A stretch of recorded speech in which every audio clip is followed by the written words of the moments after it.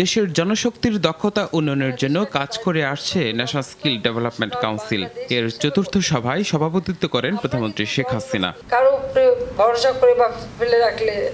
সভার সূচনা বক্তব্যে প্রধানমন্ত্রী বলেন, সহস্রাব্দ উন্নয়ন লক্ষ্যমাত্রার সফল বাস্তবায়নের পর এখন টেকসই উন্নয়ন লক্ষ্যমাত্রা অর্জনে কাজ করছে সরকার, আর তা অর্জনে জরুরি কর্মদক্ষতা বাড়ানো। যে কোনো উন্নয়নই আমরা করি না কেন সেটার জন্য টেকসই হয়। আগে যেমন যেখান সেখান ধরে বেঁধে পাঠানো হতো, সেটা না, আমরা দক্ষ জনশক্তি পাঠাতে চাই। বা আমাদের দেশে আমরা যেমন 100টা অঞ্চল অর্থনৈতিক অঞ্চল করছি, সেখানে আমরা শিল্পায়ন করতে চাই, বিনিয়োগ করতে চাই। বিনিয়োগের ক্ষেত্রে আমি বলবো যে আমরা যদি শুধু কর্মকাবে না, বিনিয়োগ খালি বাইরের থেকে হবে তা না, আমাদের দেশীয় বিনিয়োগও প্রয়োজন।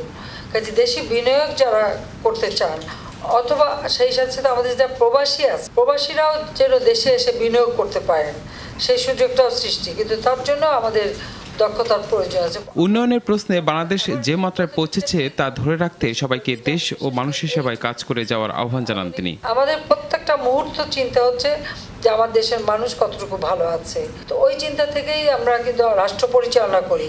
সেই ক্ষেত্রে আমি মনে করি যে প্রতিটি কর্মক্ষেত্রে যারাই যেখানে কাজ করেন, আমি এটাই চাইবো যে সবসময় নিজের দেশের মানুষের কথাটা আগে চিন্তা করবেন, যে তাদের জন্য আমরা কতটুকু দিতে পারলাম। সরকারের সুনির্দিষ্ট উন্নয়ন লক্ষ্যমাত্রা অর্জনে সবার সহযোগিতা চান প্রধানমন্ত্রী শেখ হাসিনা। বাংলাদেশ যে এখন কিছু করতে পারে এটা আমরা প্রমাণ করতে পেরেছি। কাজেই সেই আমাদের যে এখন যে ইমেজটা গড়ে উঠেছে সেটাকে আমাদের ধরে রাখতে হবে।